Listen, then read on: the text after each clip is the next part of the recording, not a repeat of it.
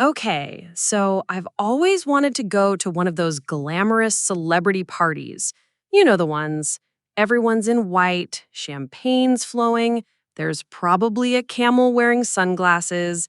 Very Diddy, very, I just casually own a yacht. So when my friend texts me, want to come to this all white party?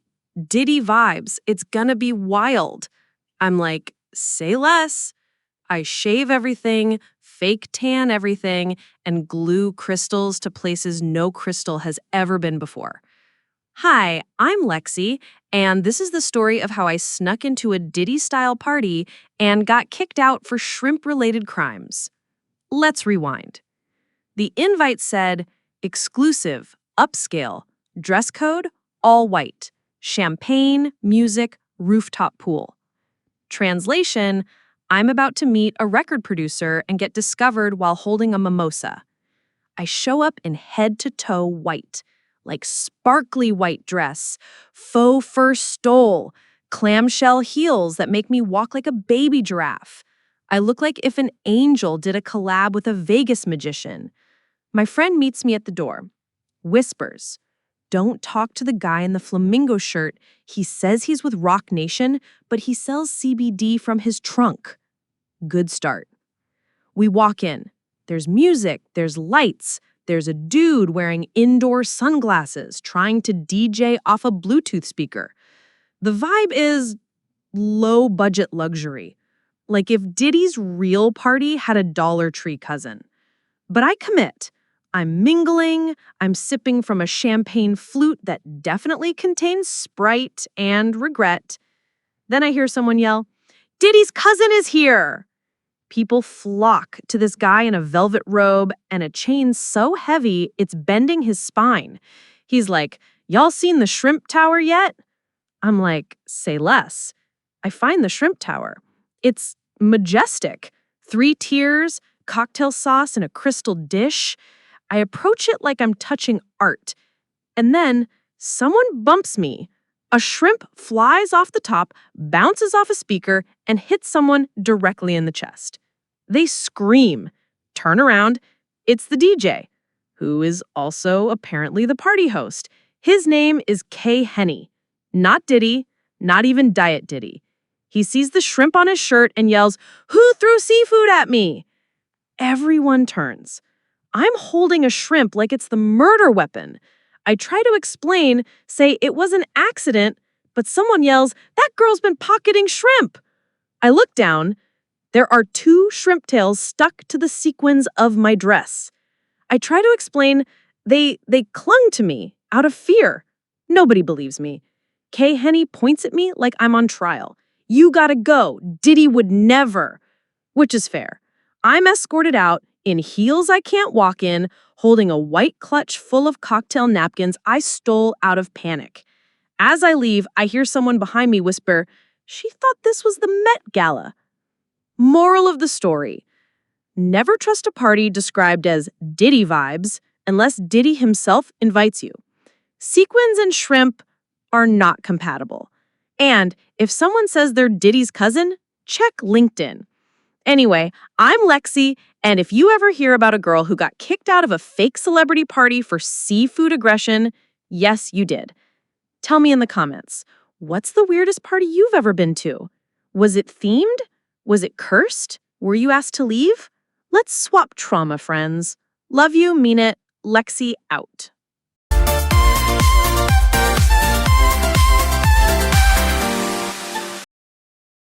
Okay, so I don't usually swipe right on tattoo artists.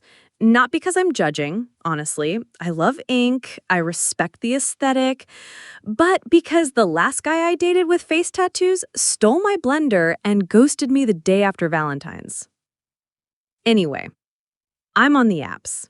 I see this guy. Artsy, intense eyes, full sleeve. Bio says, tattoo artist. I've worked with Post Malone. My brain short circuits. Like, excuse me. Hi, I'm Lexi, and this is the story of how I got catfished by clout, sang Avril Lavigne to a stranger, and got stuck in a tiny karaoke room with a stuffed bird who might have been judging me harder than the guy. Let's rewind. So we start chatting. Let's call him Zane, because that was his actual name, and honestly, I'm not protecting him. He drops little flexes like, I did Posty's knuckle tats, met Billy at a session once.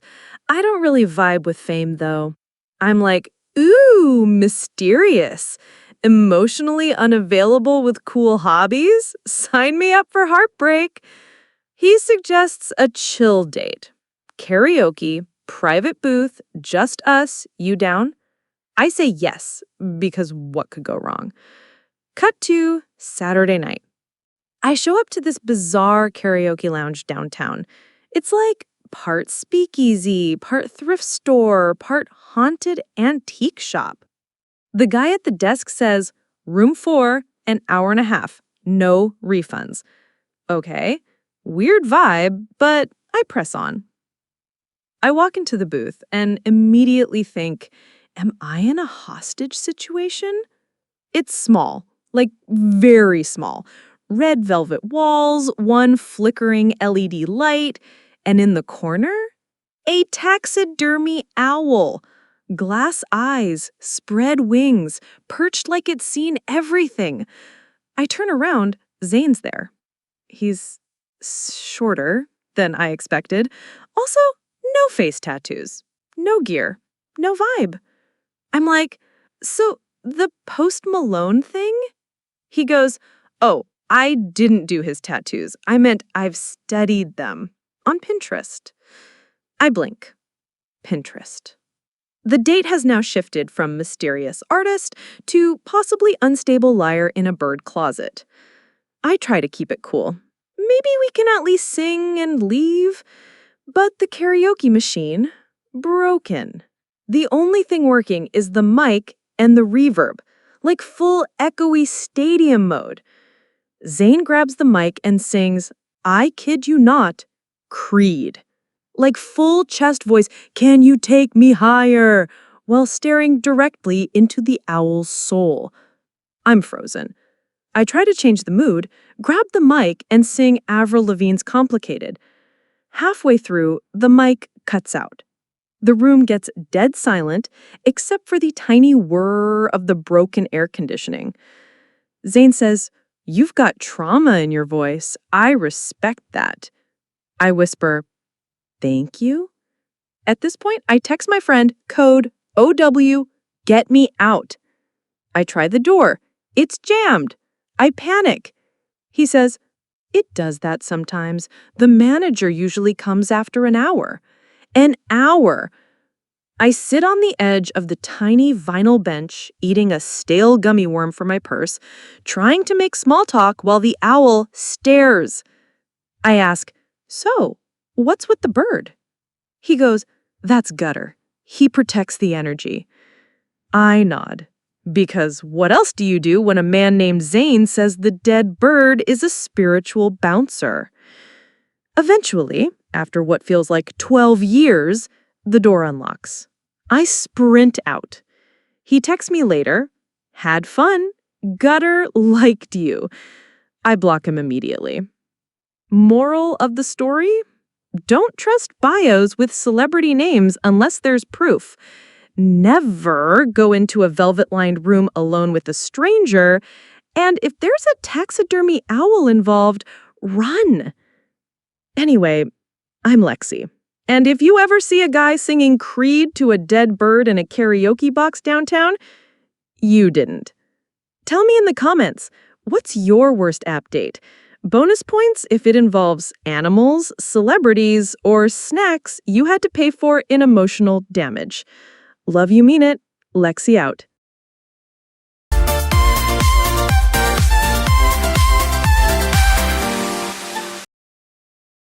Okay, so I love working from home.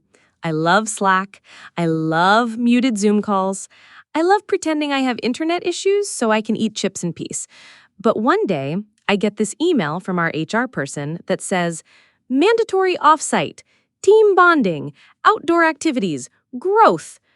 Already, I'm suspicious. Growth is usually code for crying in a circle while Brenda from marketing shares a metaphor about wolves. Hi, I'm Lexi, and this is the story of how I got tricked into a team building retreat and ended up sobbing while a guy named Todd whispered, "Let it out, you're safe here." Let's rewind. I show up thinking this will be like a hotel ballroom situation, maybe coffee, maybe a motivational speaker with one earring. Nope, it's in the woods, like actual nature. There's a fire pit, a ropes course, and a man named Coach Brent, who looks like he screams at logs for fun. First thing they make us do? Name tag icebreakers. Mine says, Lexi, spirit animal, flaming hot Cheeto. Coach Brent claps his hands and says, "Let's get vulnerable." It's 9:07 a.m.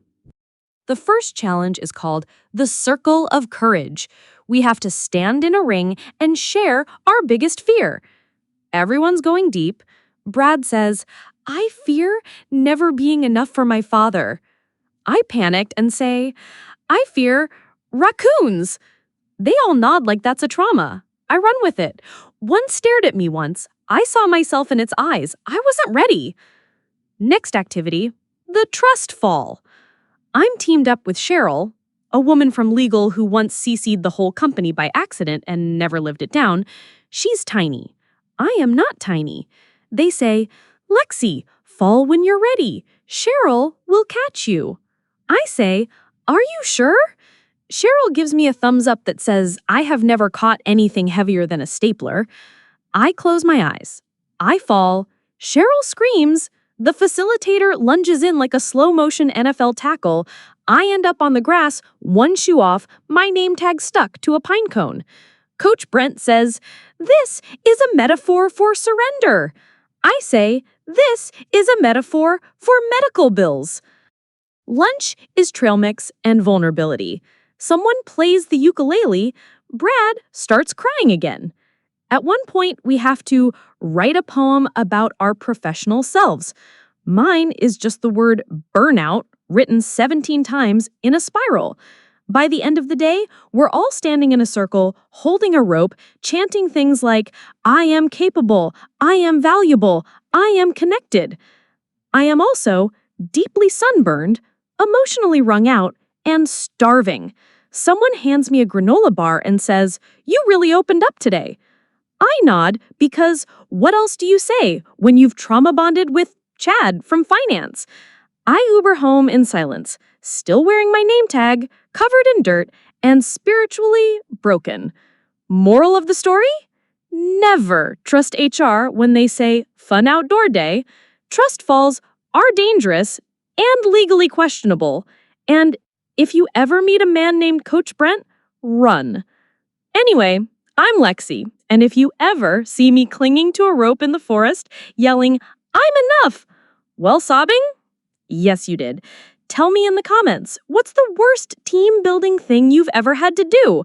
Was there a chant? Were there tears? Let's trauma share corporate edition. Love you, mean it, Lexi out.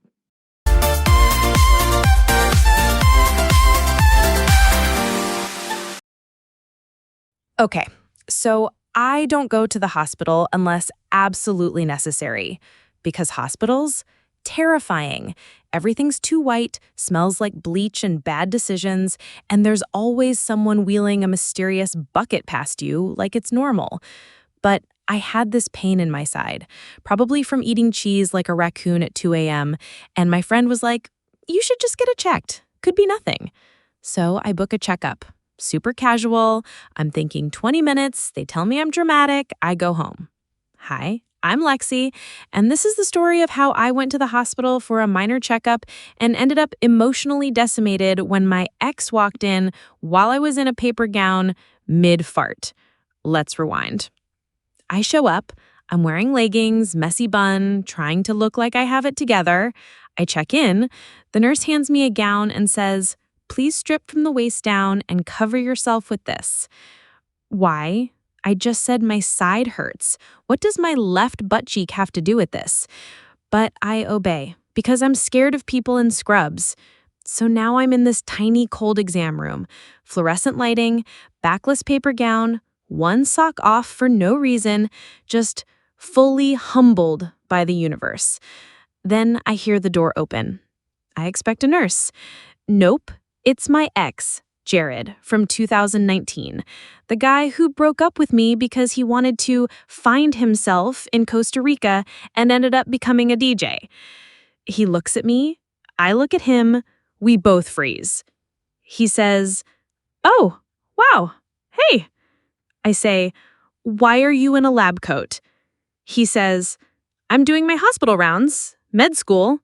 I say, "Med school? Since when?" He says, "Since right after we broke up. You know, found myself." "Sir, you found me in a hospital gown on a crinkly paper bed, aggressively vulnerable." Then the worst part. I move to sit up, and I fart. A little one, like a piffed. But in a silent hospital room, it sounds like an airbag deployed. We both hear it, we both know it, and we both pretend nothing happened. He goes, "So, what brings you in?" Like we're at a cafe. I try to stay cool. I say, "Oh, just some minor side pain. Could be stress or gas. Probably gas, clearly." Then I black out emotionally. He does the basic checkup stuff, tries to act normal. I try to keep the gown closed in the back while maintaining dignity I no longer have. At one point he says, "Breathe in for me?" And I just start laughing, like unhinged. I can't believe this is my life laughing. He finishes the checkup, says, "You're fine. Probably just indigestion. Drink water. Maybe meditate." Meditate? Sir, I need to exercise this memory. As he leaves, he turns back and goes, "It was good to see you. You look healthy." Healthy. Not hot, not radiant, not "I regret everything." Healthy. Cool. I put my pants back on, walk past the front desk like I wasn't just roasted by karma and lactose, go home, lie face down in bed for 3 hours. Moral of the story? Always ask who's on duty before accepting a hospital gown. Exes can appear at any moment, like jump scares in a horror movie. And never trust a side pain. It might just be the universe setting you up. Anyway, I'm Lexi, and if you ever heard a sad little fart echo through a medical room, no, you didn't. Tell me in the comments, what's your most embarrassing doctor moment? Did you cry during a flu shot? Flash your butt by accident? Let's bond through medical trauma. Love you, mean it. Lexi out.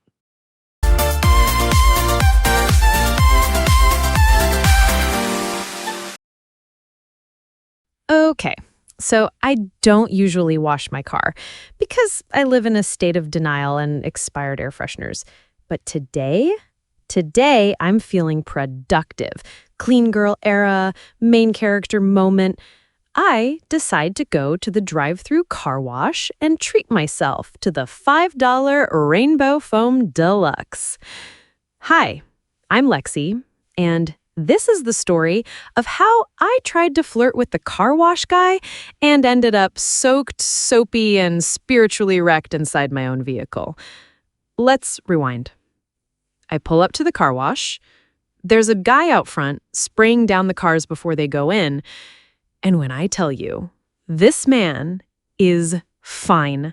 Like towel in the back pocket, forearm veins, wet shirt fine. I'm talking could ruin my life, and I'd say thank you fine.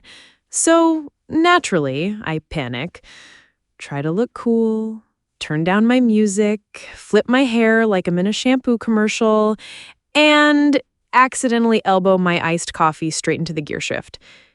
He walks up to my window and gives me that look, like that slow nod guys do when they know you're looking at them and they're hot and probably know how to fix a carburetor. He says, "Hey, just pull forward and let it guide you through." And I, trying to flirt, say, "I love being guided." I don't know who said that. It wasn't me. It was some possessed version of me who reads too much fan fiction. He smirks. I panic. smile, and pull forward into the car wash with my window still halfway down.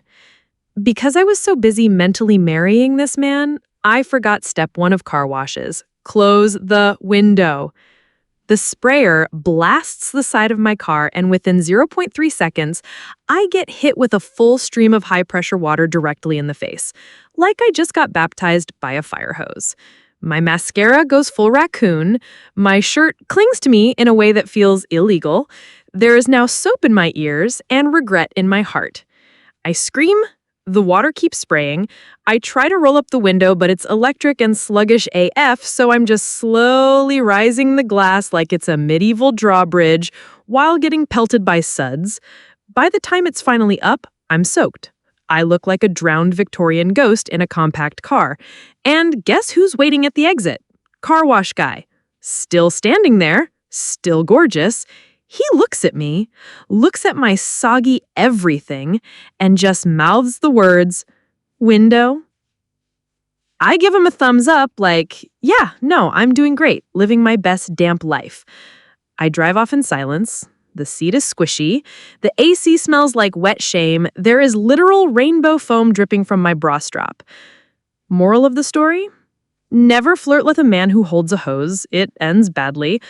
Always roll up your window before entering a wash tunnel, and sometimes confidence will get you humbled real fast.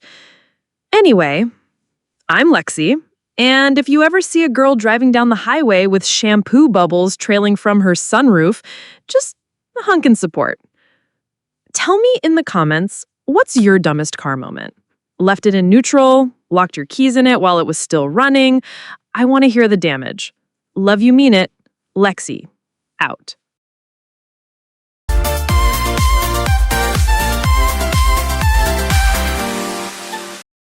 Okay, so I'm not like outdoorsy.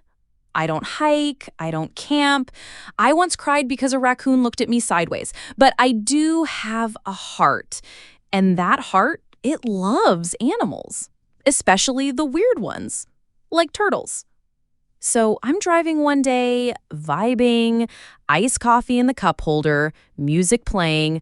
I'm singing badly to Kelly Clarkson when I spot it. In the middle of the road, tiny, determined, a turtle, crawling across traffic like he's on some sort of amphibian mission. And I react how any overly dramatic person would. I slam on my brakes, scream, "Not on my watch," and swerve over like I'm in a Fast and Furious spinoff that nobody asked for.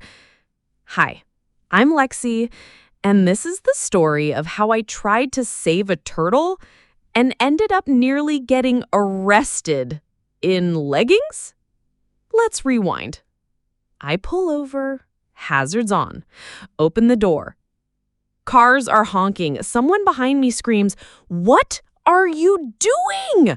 I yell back, "Turtle emergency!" I sprint, and by sprint I mean awkward waddle in sandals, into the road. And there he is, this little dude, just vibing, living, probably named something like Carl.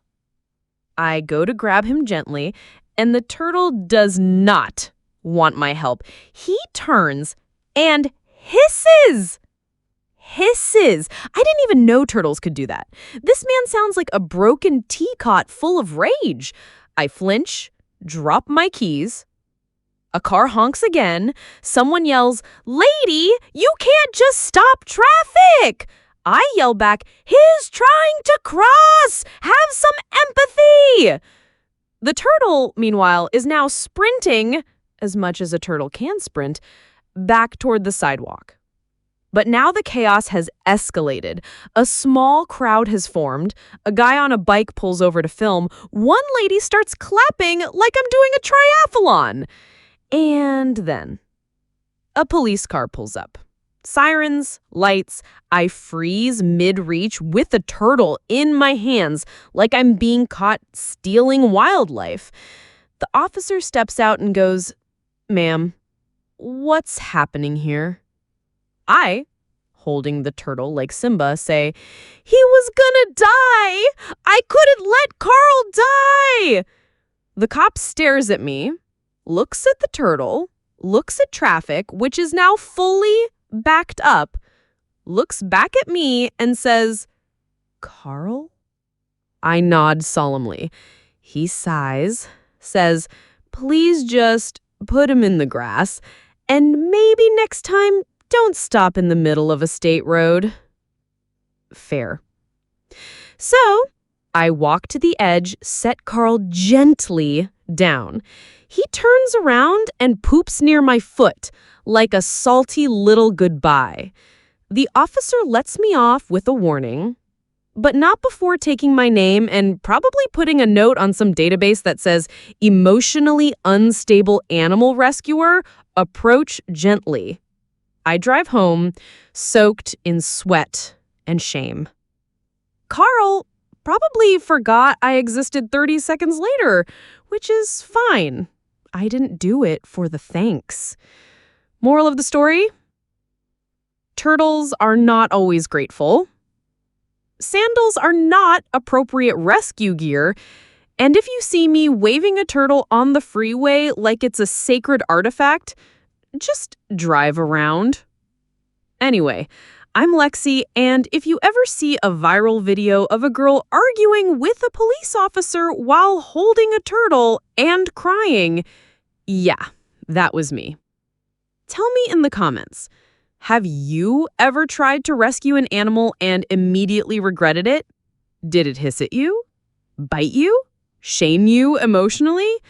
Let's swap chaotic compassion stories, babes. Love you. Mean it.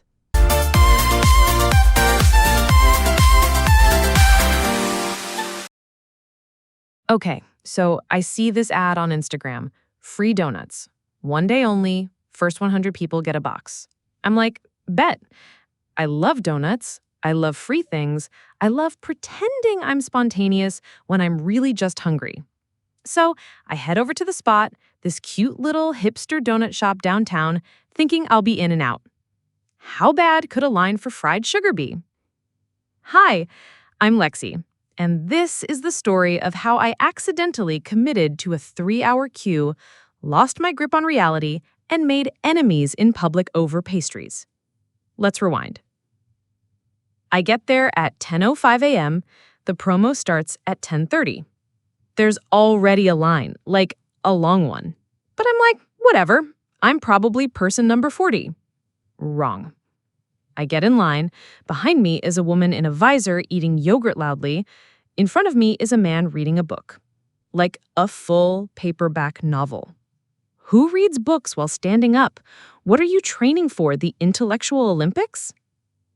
The first 10 minutes are fine. People are chatting, laughing. I'm vibing.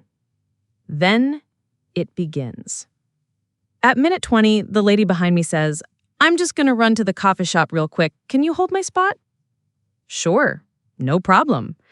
Except she disappears for 45 minutes, and when she comes back, she's holding a latte, a smoothie, and a small quiche. Ma'am.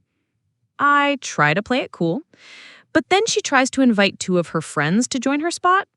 I say, "Oh, sorry, the line's kind of sacred at this point." She goes, "Don't be that person." "Oh, I am that person." Meanwhile, the man in front of me, still reading. Hasn't looked up once. I think he's blocking out reality. I want to join him. Time check. It's 11:12 a.m. I've been here over an hour. The store announces, "Only 30 boxes left." Panic ripples through the crowd. People start calculating.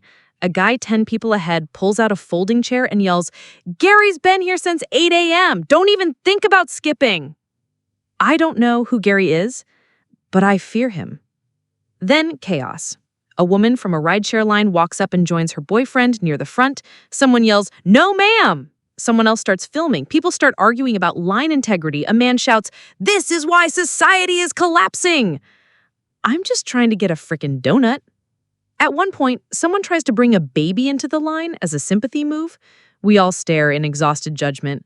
The baby sneezes directly on my shoe. I consider leaving, but I've already invested too much. I'm emotionally tethered to this moment. I need that donut to mean something. Finally, after 2 hours and 27 minutes, I make it to the front. The worker looks me in the eyes and says, "You're number 101, we just ran out." I laugh. Not a normal laugh, like a deranged little gremlin laugh, the kind you make when your brain has crapped and you're okay with it. Then she adds, "But you can still buy a donut if you want." I pay $4.75 for the smallest cinnamon sugar ring of sadness I've ever held in my life. I eat it in my car, alone, sticky, hollow inside. Moral of the story? Never underestimate the psychological warfare of a public queue. Folding chairs mean power, and free food is never free. It costs you your time, dignity, and will to live. Anyway, I'm Lexi, and if you ever saw a woman scream, "Line order is a social contract," while holding a half-melted donut, that was me. Tell me in the comments, what's the worst line you've ever stood in? Concert tickets, Black Friday, a bathroom at a beer festival? Let's rage about queues together. Love you, mean it. Lexi out.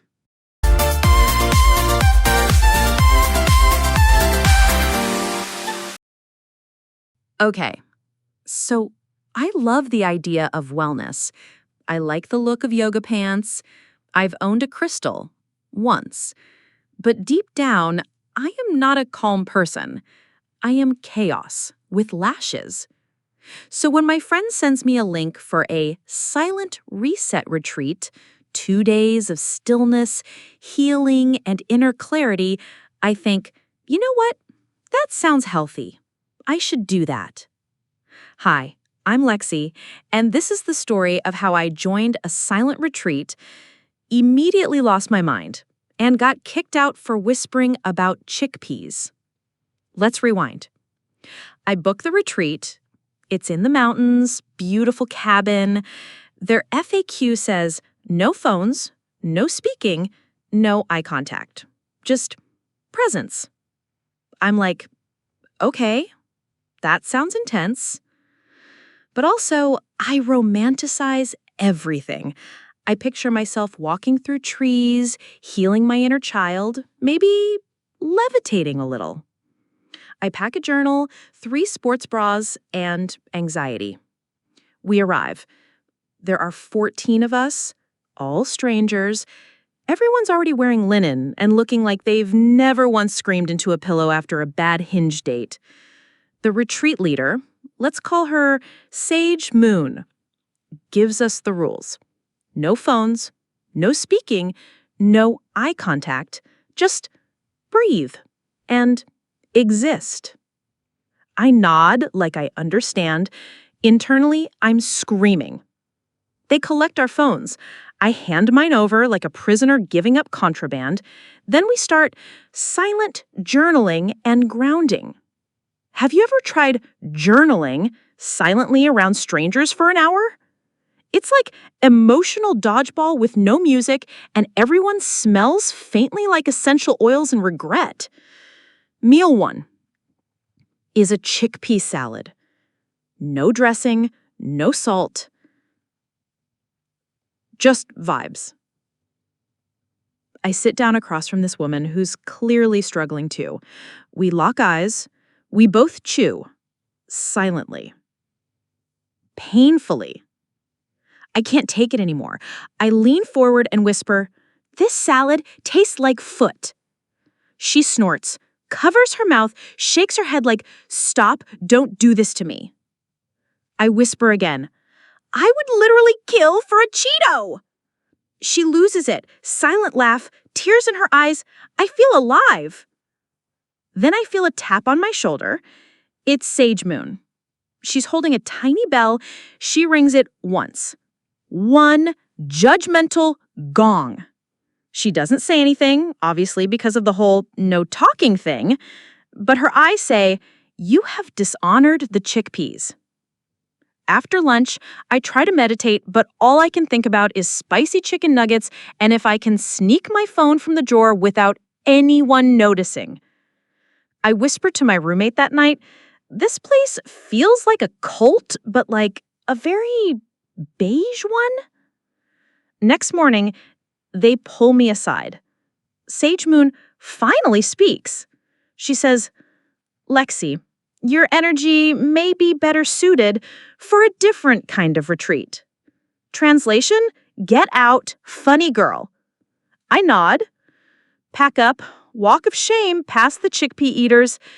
As I leave, one of the women silently puts a dried apricot in my hand. I don't know why. I treasure it. I drive home in total silence, blasting Beyoncé and eating gas station nachos like they're sacred. Moral of the story? Silent retreats are not for the loud-minded. Never disrespect the chickpea. And if you're going to break the rules, make someone laugh while you're at it. Anyway, I'm Lexi, and if you ever see a woman getting kicked out of a retreat for whispering about snacks, that was me. Tell me in the comments, have you ever signed up for something spiritual and immediately realized you weren't built for it? Reiki, goat yoga, a sound bath that made you cry? Let's debrief loudly. Love you, mean it. Lexi out.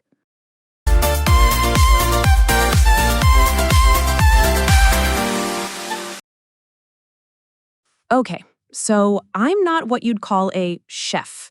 I once made spaghetti so bad, my own mom texted, "You good?" from across the dinner table. But one day, I see this ad online, casting home cooks for a new reality competition. And I think, I am a home cook. I cook at home. Lies. Hi, I'm Lexi, and this is the story of how I lied my way into a reality cooking show audition and nearly burned down a studio kitchen with a balsamic reduction I did not understand. Let's rewind. I apply on a whim. I exaggerate a little. Okay, a lot. The application asks, "What's your signature dish?" I write, "Pan-seared salmon over wild mushroom risotto with a garlic foam." In reality, I meant fish sticks on a paper towel with depression. Somehow, I get an audition invite. They tell me, "Bring your ingredients. You'll cook on camera, 1 hour. Show us who you are." Cool. Great. I've never been more afraid in my life. So I panic Google a salmon recipe, buy a tiny torch on Amazon because someone on YouTube used one and I want to look legit. I also grab truffle oil because, I don't know, it sounds expensive and smells like decisions. Day of the audition. I walk into this open studio kitchen. There are camera people, there's lighting, there's a woman slicing carrots like she's on Top Chef. I am wearing false confidence and an apron that says Hot Mess Express. They call me up. I set up my station. I've never chopped an onion while someone films it in 4K before, and I immediately cut my finger. Just a little, but now there's a Band-Aid on my pinky and I look like a lawsuit. I start the risotto. It's gloppy, like aggressively mushy. The salmon? Still raw. The foam? Doesn't foam. At this point, the producer walks by and asks, "So, what makes your dish stand out?" And I, possessed by stress and delusion, say, "I'm finishing it with a dramatic tableside torching of the garnish." What? I don't know what that means, but it sounds impressive. So I played it all up, grabbed my tiny torch. Click it on. Nothing. Click again. Whoosh! Full flame. The microgreens catch fire like they've been waiting to die. Smoke, panic, someone yells, "She's torching the foam!" The fire alarm goes off. A production assistant runs over with a towel. My salmon is now garnished with shame and ash. I just stand there, holding my tiny fire starter, blinking like a stunned rotisserie chicken. The judge walks over, looks at my plate, pokes it, says, "Bold," which is reality show speak for absolutely not. They let me finish the audition. I fake a smile, thank everyone, walk out with my salmon corpse in a Tupperware. Did I get a callback? No. Did I learn anything about myself? Also, no. But I did gain a lifelong fear of microgreens and the knowledge that balsamic glaze is not meant to boil.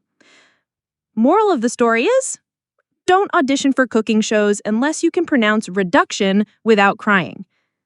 Always test your torch before the judges are watching, and if a recipe has foam in it, run. Anyway, I'm Lexi, and if you ever saw a woman nearly set a salmon on fire on local TV, then try to play it off with jazz hands, yes, you did. Tell me in the comments, what's your most chaotic kitchen fail? Burnt water? Forgot the oven was on? Served raw chicken to a date? Let's bond over burnt dreams. Love you mean it. Lexi, out.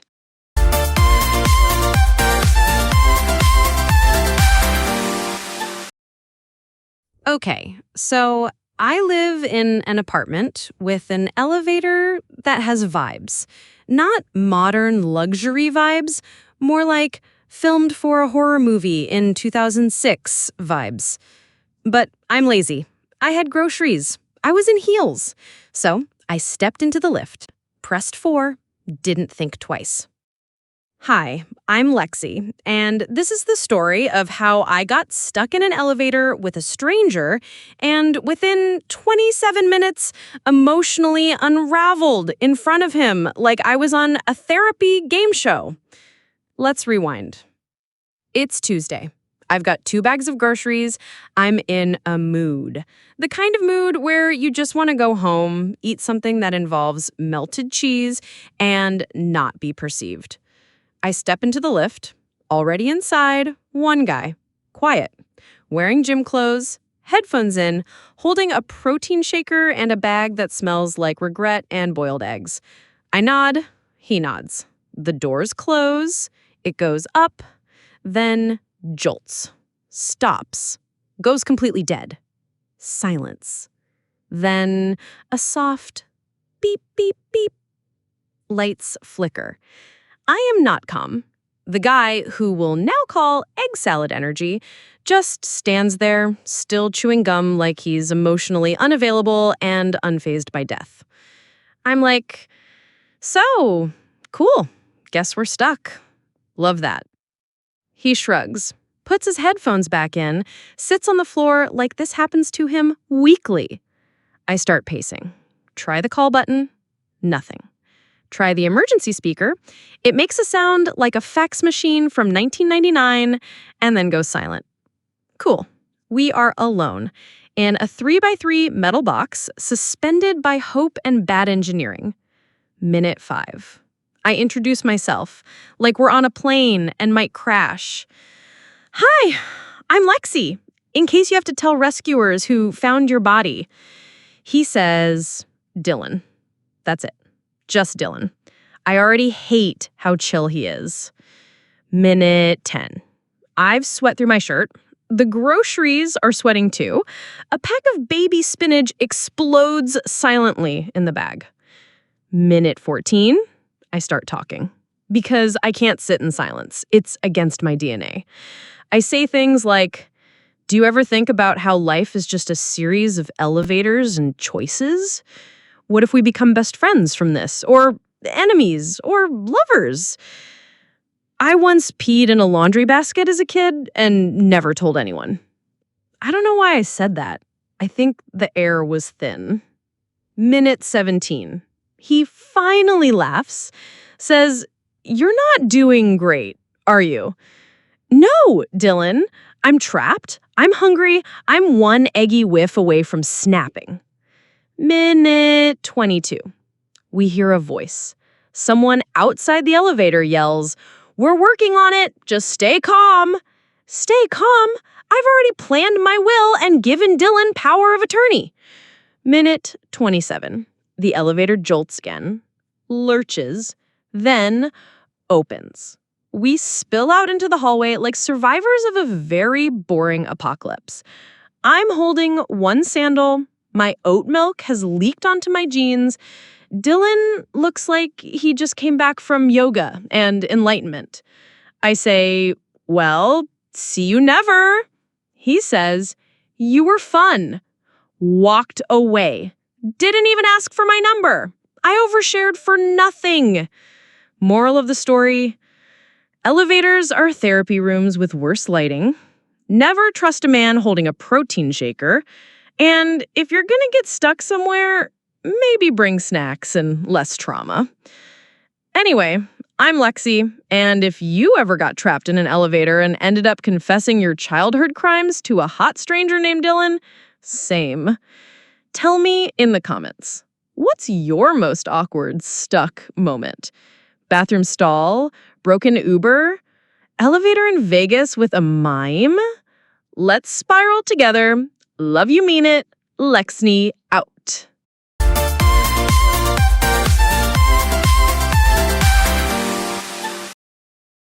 Okay, so I have this friend, the kind who's always glowing and into fermented tea and says things like, "My dog's energy is super empathic." She invites me to a thing called dog yoga. It's really healing, she says, and the guys who go are like emotionally available. Say less. Hi, I'm Lexi, and this is the story of how I joined a dog yoga class thinking I'd find love and ended up getting body slammed by a pug in a sweater vest. Let's rewind. I don't own a dog, so I borrow one. Technically, I dog sit my neighbor's chihuahua named Crouton. He's got anxiety, shaky legs, and one working eye. Perfect. I show up to the class in a matching workout set, hair in a bun, giving, I'm chill, but also maybe fertile.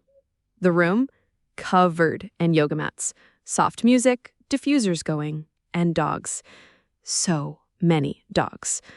One guy, hot, tattooed, arms like Greek mythology, is holding a bulldog wearing a bandana that says, "Namaste, home with my dog." I immediately fall in love. Class starts. The instructor, barefoot, definitely named something like Sage or Willow, welcomes us. She says, "Let the dogs guide your flow. They're your spiritual partners today." Cool. Except Crouton immediately pees on my mat and tries to fight a golden retriever named Waffles. I pretend this is normal, smile like he's quirky. Inside, I'm screaming. We move into downward dog. Irony not lost on me. I hear panting, not mine. I look up, and a corgi is standing on my back. Full weight, zero warning, just plop. Then the instructor calls for puppy-assisted savasana. I lie on my back, try to relax, and that's when a Pomeranian named Kevin lunges onto my chest. Not gently, like a cannonball. Little paws to the throat. Then the tattoo guy's bulldog waddles over and licks my mouth. My mouth. It tastes like peanut butter and betrayal. I sit up, flustered, my hair is everywhere, Crouton is howling, Kevin is now humping someone's water bottle in the corner, and tattoo guy? He walks over, hands me a tissue, and goes, "Your aura's really loud." Sir, my aura just got tackled by Kevin and violated by your bulldog. Don't come for me with crystals right now. Class ends. I am sweaty, emotionally confused, slightly allergic, and smell like 12 breeds of dog. I give Crouton back to my neighbor and immediately eat 3 donuts in the dark. Moral of the story? Don't join dog yoga unless you're ready to get humbled by a teacup poodle. Namaste can quickly become please help me, and sometimes love smells like kibble and regret. Anyway, I'm Lexi. And if you ever saw a girl getting tackled by Kevin the Pomeranian while trying to look hot in warrior pose, yes, you did. Tell me in the comments, what's your weirdest attempt at fitness or flirting?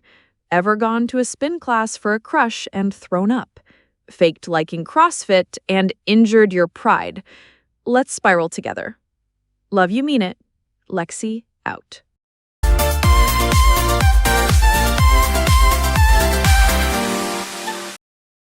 Okay, so weddings are already stressful. Weddings where your ex will be there? That's a full-blown spiritual crisis. I get the invite, I panic. I spiral. I decide I must look like I just got back from a 3-week yacht trip in the Mediterranean with no emotional baggage, which means one thing: spray tan. Hi, I'm Lexi, and this is the story of how a simple spray tan turned me into a radioactive carrot and emotionally ruined someone's wedding photo album. Let's rewind. I book a same-day spray tan at a place called Glow Bar, which sounds cute, trustworthy. Big mistake. I walk in, and the woman at the desk, aggressively tan herself, like Jersey Shore Season 2 tan, greets me with, "Ooh, you're pale. Don't worry, we'll fix that." Rude! She hands me a disposable thong, a hairnet, and says, "Choose your level, glow 1 to glow 5. I panic. She says, "Level 3 is beachy, level 5 is baddie. And my ex is gonna be there." So obviously I say, "Gimme the baddie." She nods like I just asked for something illegal. Sunset goddess it is. I step into this tiny tent. It's cold. It smells like burnt sugar and spray glue. She tells me to turn, lift, spread, squat. It's a whole Cirque du Soleil routine. Then she hands me a little paper fan and says, "Dry for 10 minutes. Don't move." I immediately start sweating. Why? Because I'm nervous, because my thighs are sticking together, because I'm basically marinating in aerosol filth. She leaves. I'm alone in the tent, naked, orange, sticky, and suddenly my nose itches. I scratch it. Big mistake. I now have a fingerprint, tan print right across the bridge of my nose. I try to blend it in with the edge of a paper towel. Now I look like a Cheeto with attitude. I finally get dressed. The tan technician warns me, no sweating, no water, no tight clothes for 6 hours.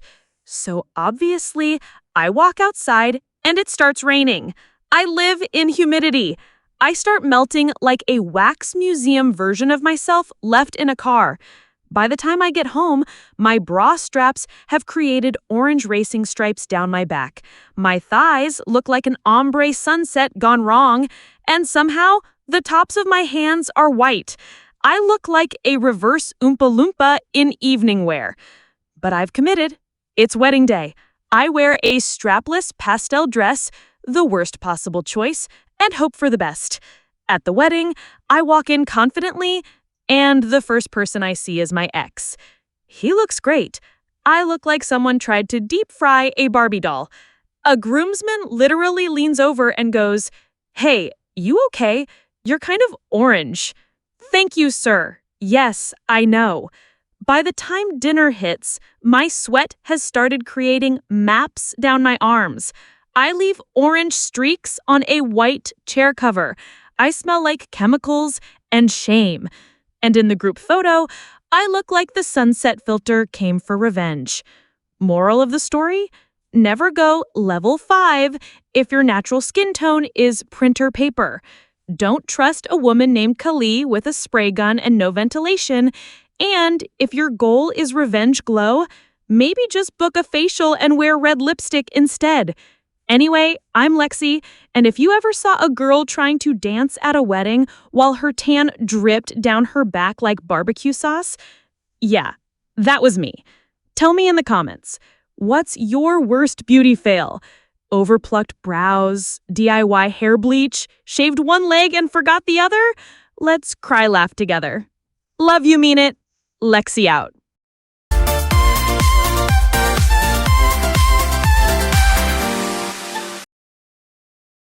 Okay, so I'm stressed. Like full body, sleep deprived, mentally spiral level stressed.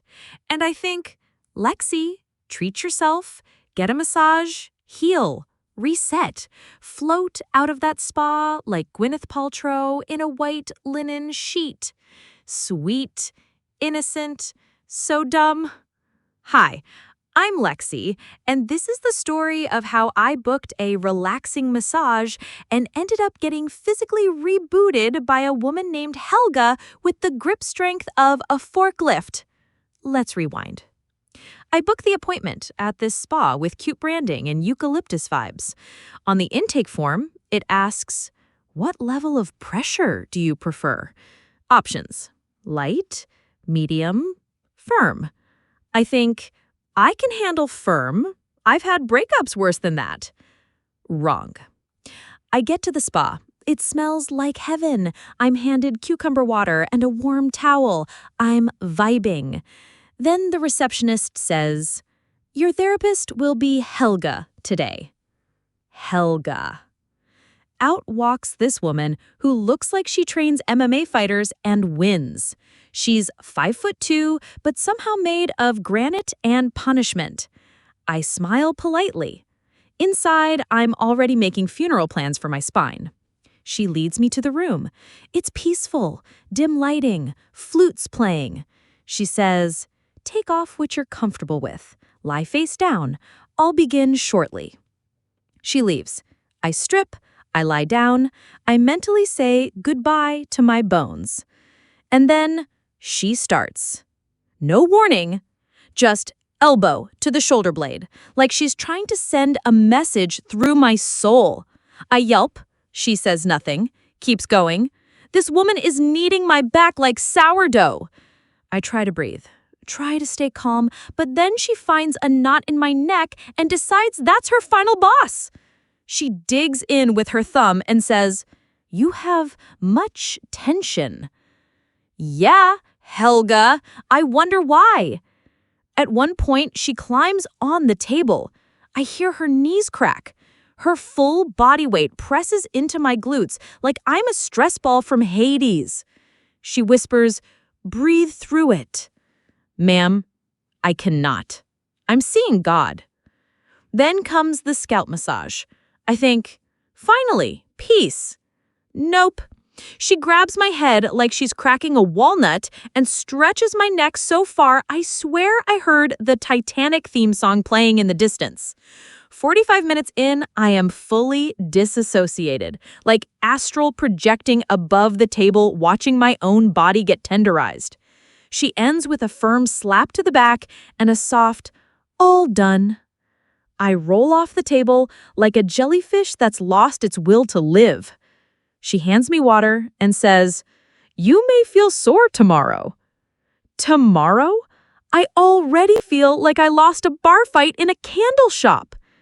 I tip her 25% because I'm terrified she'll follow me home. Moral of the story? Don't check firm pressure unless you've made peace with your past. Never underestimate a woman named Helga with strong hands and gentle piano music. And pain does not always equal healing. Sometimes it's just pain.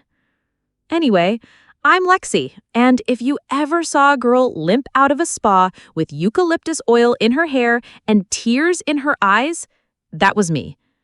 Tell me in the comments, what's the most aggressive spa experience you've ever had? Facial? Waxing horror? That one time someone cupped you and left octopus bruises? Let's unpack the trauma gently. Love you, mean it. Lexi out.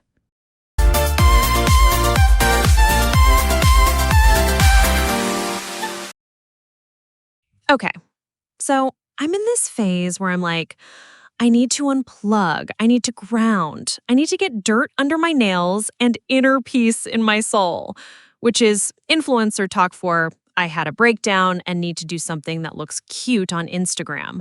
So I sign up for this urban farm volunteer day. Fresh air, chickens, crop tops. How bad could it be? Hi, I'm Lexi, and this is the story of how I tried to reconnect with nature and ended up fleeing from a goose named Brutus who hates joy.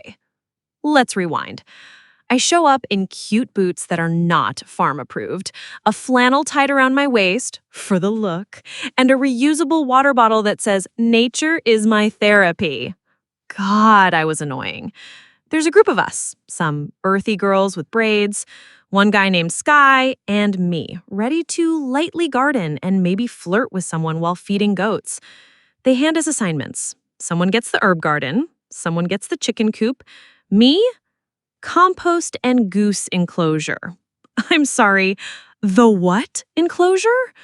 Turns out this farm has free-roaming geese. They look like large, angry clouds with knives for faces. And the lead goose? Brutus. The farmer tells me, don't run, he'll chase you harder. Ma'am, that is not helpful information.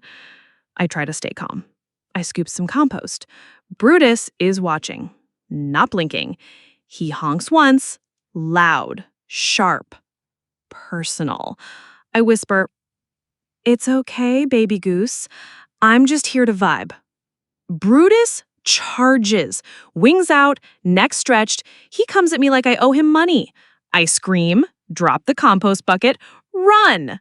I know, don't run. Too late. I am sprinting across a field like it's the final scene of a horror movie. Brutus is gaining. At one point, he flaps and hits my thigh with his wing. I go down, flat in the dirt. Chic boots, ruined, sole detached. And as I lay there, gasping, covered in kale scraps, a volunteer named Willow walks by, sipping herbal tea, and goes, oh yeah, he doesn't like fear. Cool. Thanks, Willow. Eventually, the farmer saves me by throwing lettuce at Brutus like he's a bouncer being paid in romaine. I finish my shift by scooping compost with shaking hands and PTSD.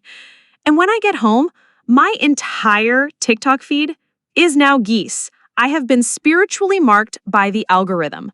Moral of the story, never trust an animal with a human name and neck rage.